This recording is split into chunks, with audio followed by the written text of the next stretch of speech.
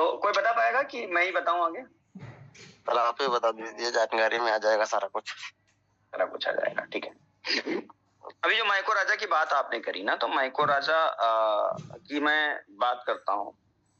Micro राजा का ऐसा कोई काम नहीं होता। माइको राजा का सिर्फ एक काम होता है। माइको राजा एक बैक्टीरिया है, ठीक है ना। माइको राजा एक फिक्सिंग बैक्टीरिया है जो वायुमंडल से अमोनियम एसिड को फिक्सिंग करने का काम करता है। क्योंकि जो हम यूरिया डालते हैं, यूरिया में नाइट्रोजन होता है, नाइट्रोजन के बाद में नाइट्रिक ऑक्साइड बनता है, नाइट्रिक ऑक्साइड अमोनियम एसिड बनता है, फिर जाके पेड़ की प्रक्रिया शुरू होती है। माइकोराजा के अंदर सिर्फ एक खास बात ये होती है कि जो माइकोराजा का बैक्टीरिया है वो जाके जो जड़ होती है उसमें फिक्स हो जाता है और जो पोषक तत्व है मिट्टी से हवा से खींचकर पेड़ को देने का काम करना शुरू कर देता है। माइकोराजा का सिर्फ इतना काम। माइकोराजा का जो सेकेंड वर्जन है राइजोबियम, ठीक है। राइजोबियम जो होता है वो मसूर की जड़ में पाया जाता है। आप कभी मसूर का पेड़ उखाड़िएगा तो उसमें गांठ मिलेगी, ठीक है ना, मिलती है।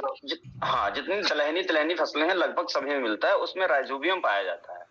माइकोराजा का छोटा भाई है राइजोबियम, ठीक है ना। तो माइकोराजा का ऐसा काम नहीं होता है कि वो जमाव कर दे, ठीक है ना। हमारा जो जमाव करता है वो हमारा भूमिधन में जो दाना डाला गया है, जो दाना रॉ मटेरियल है, इसमें जीवाश्म कार्बन है, जिंदा जीवाश्म, ठीक है ना। जीवाश्म को सेकेंड वर्जन में ह्यूमस भी कह सकते हैं। जैसे हम लोग ह्यूमिक एसिड डालते हैं, ह्यूमिक एसिड का जो सेकेंड वर्जन होता है वो ह्यूमस बनता है। थोड़ा सा टेक्निकल है, आपको समझना पड़ेगा।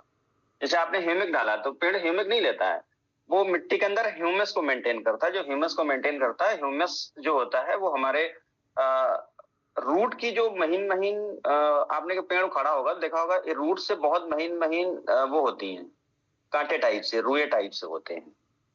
एक्चुअल में भोजन को वही अवशोषित करते हैं। तो हमारा जो भूमिधन है, भूमिधन इसलिए अर्ली, मतलब अर्ली समय से पहले जो जमाव होता है, उसके पीछे जो मेन कारण है कि हमारे प्रोडक्ट के अंदर जिंदा जीवाश्म कार्बन है, ठीक है ना। अब थोड़ा सा जीवाश्म कार्बन के बारे में बात कर ले। जीवाश्म कार्बन मिट्टी में 5% पाया जाता है, ठीक है ना। पूरी जो मिट्टी है उसका 5% जीवाश्म होता है। और अगर मिट्टी के अंदर, ये मैं नहीं कह रहा हूं, ये पूरी दुनिया के साइंटिस्ट कह रहे हैं कि अगर मिट्टी के अंदर 2% जीवाश्म है, जीवाश्म कार्बन मतलब जिंदा बैक्टीरिया है, जीवाश्म कार्बन एक बैक्टीरिया होता है। जीवाश्म कार्बन अगर आपका 2% है, ठीक है, तो आपको अपने खेत में कुछ भी नहीं डालना पड़ेगा, न खाद, न पानी, न डीएपी, न कीटनाशक, सब कुछ वही मेंटेन करेगा। लेकिन है क्या, जो हम लोग बहुत हैवी केमिकल डाल रहे हैं पिछले 50 साल से, वो केमिकल की वजह से धीरे धीरे करके वो डिस्ट्रॉय हो गया है। जीवाश्म कार्बन डिस्ट्रॉय हो गया है। आप सभी के घर में हेल्थ कार्ड, भूमिका हेल्थ कार्ड एक बनाया गया था, वो सबके यहाँ रखा हुआ है। उसमें देखिएगा लगभग 0.5 या 0.75 से ऊपर जीवाश्म है ही नहीं। ये रिपोर्ट 2018 की है। 2018, 19, 20, 3 साल में पैन इंडिया कंपनी मतलब गवर्नमेंट ने मिट्टी की जांच कराई थी, स्पेशली इसमें ह्यूमस और जीवाश्म कार्बन जांच कराया था। और 2018 के बाद में जब ह्यूमस कम पाया गया तो फिर लोगों ने ह्यूमिक डालना शुरू किया।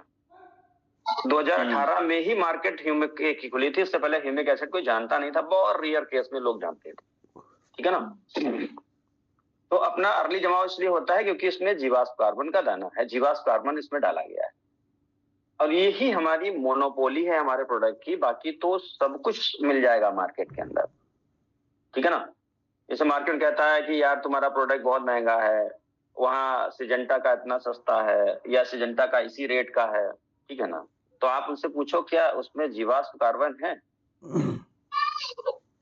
हालांकि बहुत टेक्निकल आदमी ही बता पाएगा या कंपनी का अंडा होगा वही बता पाएगा, सबके बस की बात नहीं कि ह्यूमस क्या होता है, जीवाश्म कार्बन क्या होता है, ठीक है ना। अब जीवाश्म कार्बन क्या होता है थोड़ा सा उस पर भी हम चर्चा करेंगे। जीवाश्म कार्बन जो होता है वो मिट्टी का एक पार्टिकल होता है। पार्टिकल का मतलब होता है कि जो भी आप डालते हो, मतलब ऐसे कह सकते हैं जैसे आपका लीवर, सिमिलर ह्यूमस होता है कि अच्छी चीजों को वो रखता है और खराब चीजों को वो बाहर निकालता रहता है, और अच्छी चीजों को रख के पेड़ को देने का काम करता है। ये जीवाश्म का काम होता है, ठीक है। इसमें करीब करीब 1 ग्राम में 1.25 करोड़ बैक्टीरियल पाए जाते हैं, जिसमें आपका फंगस भी होता है, गुड फंगस, क्योंकि मिट्टी में 2 तरीके के फंगस पाए जाते हैं, एक गुड फंगस और बैड फंगस। हमारी मिट्टी में 2 तरीके के कीटाणु पाए जाते हैं, गुड कीटाणु और बैड कीटाणु। हमारे मिट्टी के अंदर गुड जीवाश्म पाया जाता है, बैड जीवाश्म पाया जाता है। जो गुड जीवाश्म होता है वो आपके गुड फंगस को भी सहेज कर रखता है, ठीक है ना। वो आपका हमारे गुड फंगस को भी सहेज कर रखता है, गुड बैक्टीरियल को भी सहेज कर रखता है, और गुड जीवाश्म को भी सहेज कर रखता है। मतलब हम कह सकते हैं जैसे अभी आज हम आप लोगों को यहाँ पर घेर के बैठे हुए हैं, तो यही काम जीवाश्म का होता है कि वो सबको अपने साथ रखते हैं और सबको अपने काम पर लगाता रहता है। ये काम जीवाश्म कार्बन का है। अभी राइट है? ओके सर, क्या समझ में आया?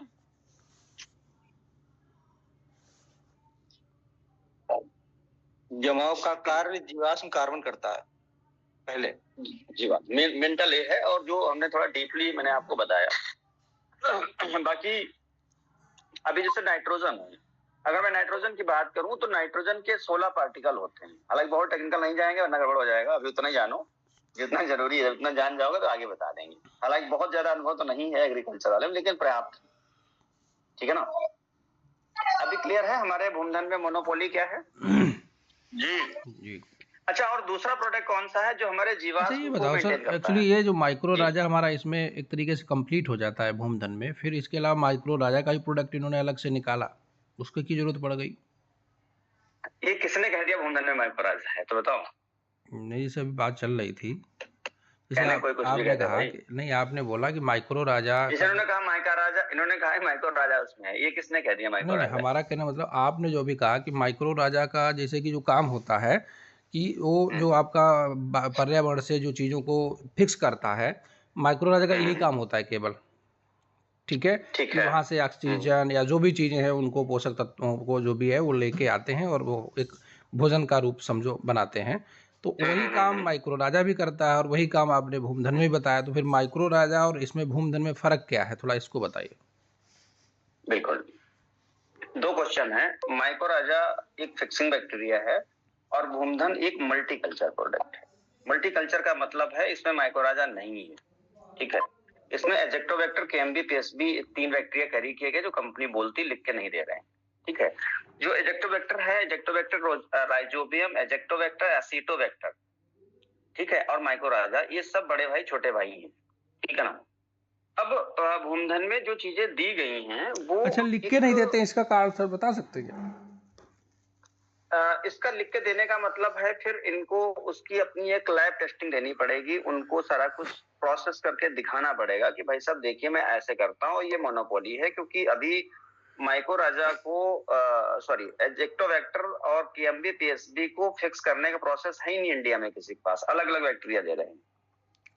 ओके, वो अगर लिखना तो अलग बात होगी, लिख के बाद में फिर उसको बहुत बड़े लफेड़े होते हैं, ठीक है ना।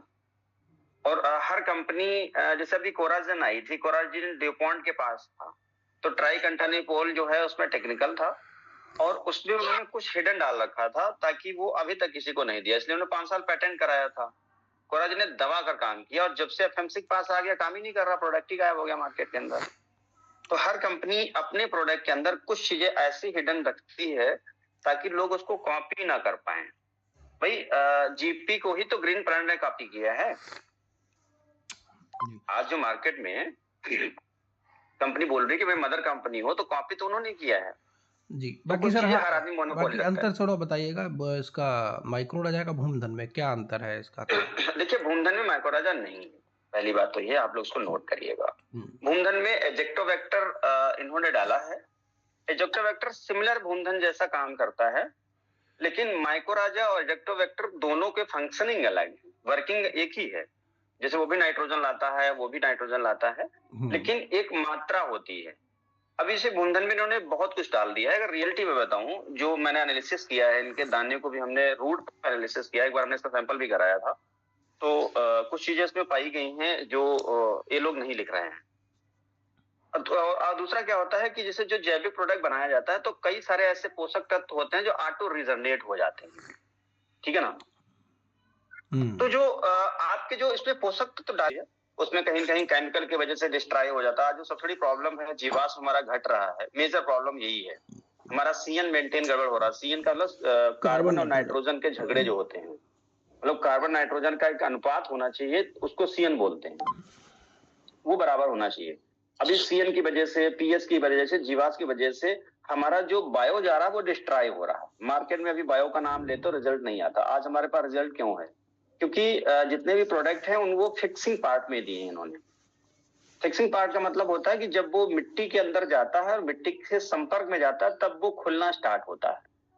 जीपी के प्रोडक्ट में ये भी सबसे बड़ी मोनोपोली है कि वो फिक्सिंग पार्ट है। जैसे सील्ड हमारा है, फिक्सिंग पार्ट है, ऊंधन हमारा फिक्सिंग पार्ट है, पावर हमारा फिक्सिंग पार्ट है। मतलब जो बैक्टीरिया हैं उनको उन्होंने फिक्स कर दिया है।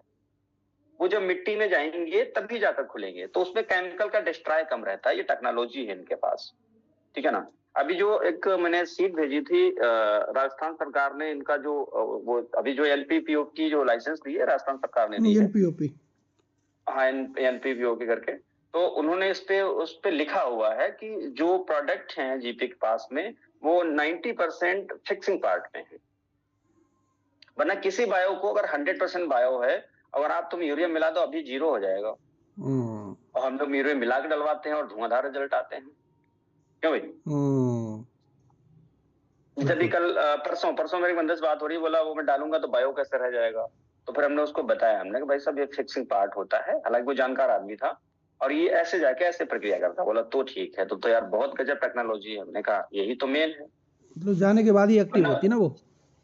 हाँ, मिट्टी के संपर्क में जाने के 24 घंटे बाद ही खुला। भूमधन है, भूमधन को अगर आप डीएपी मिला दोगे, ठीक है, डीएपी का दाना अगर भूमधन का दाना एक साथ पड़ा है मिट्टी के अंदर तो रिएक्शन इसके उल्टे हो जाते हैं, क्योंकि ये 24 घंटे बाद खुलता है और डीएपी को पत्थर बना देता है। आप इसको ट्राई करना, एक मुट्ठी लेना तुम भूमधन और एक मुट्ठी लेना आप डीएपी और मिट्टी में गाड़ देना कहीं पे, फिर देखना उसको खोल के कुछ दिन के बाद, ठीक है ना। तो ये पार्ट होता है। तो अभी तक हम लोगों ने भूमधन का जो मेन मोनोपोली थी वो हमने आपको बताया। और कोई क्वेश्चन है, फिर आगे बढ़ेंगे।